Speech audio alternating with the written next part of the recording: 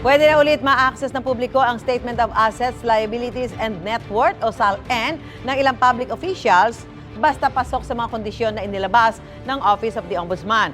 Hindi na rin kailangan ng permiso mula sa may-ari ng SALN. May unang balita si Salima Refran.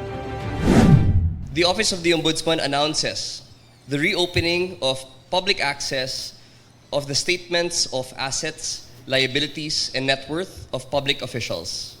Binuksan na sa publiko ni Ombudsman Jesus Crispin Remulla ang access sa mga SALN o Statement of Assets, Liabilities, and Net Worth ng mga opisyal ng gobyerno. The public has a legitimate right to know how those in government acquire and manage their wealth. Transparency in this area is not a slogan. It is a safeguard against corruption and a deterrent to abuse of power. Ang Memorandum Circular No. 3 of 2025 ni Remulla, pinawawalang bisa ang naunang MC ni dating Ombudsman Samuel Martires na naghigpit sa paglalabas ng SALN noong administrasyon ni dating Pangulong Duterte.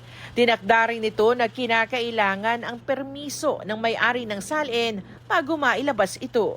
As of today, and as the Memorandum Circular is written, there is no need for consent on the part of the public officer whose SALN is requested.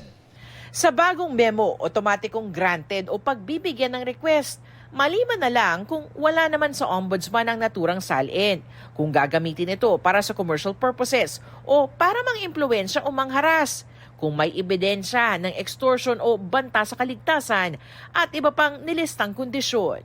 Ang mahalaga kasi sa pagbibigay ng SALN, ito transparency. Pero hindi to, dapat dito responsible rin yung kukuha ng information.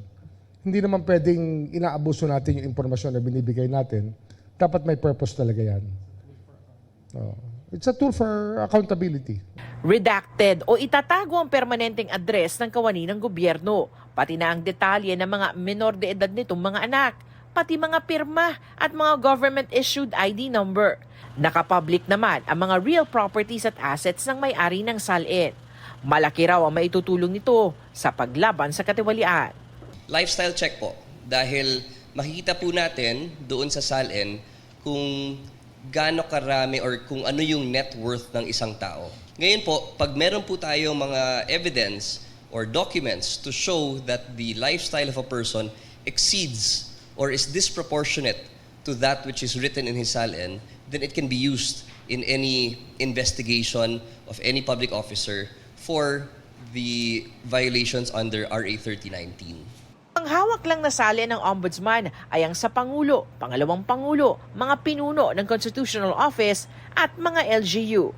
Kaya nakikiusap sila sa iba pang SALN repositories na isa publiko rin ang mga hawak na SALN. The office also calls on all agencies that keep official copies of SALNs, the Civil Service Commission, the Office of the President, Congress, and Judiciary, and the local government units to align their practices with this policy. Consistency across institutions is key. Selective transparency only breeds suspicion. Para sa magre-request, kailangan lang mag-fill up ng request form, magpakita ng 2 government IDs at magbayad ng kaukulang fees. Magiging epektibo ang bagong memo 15 araw matapos ang pagkakalathala nito.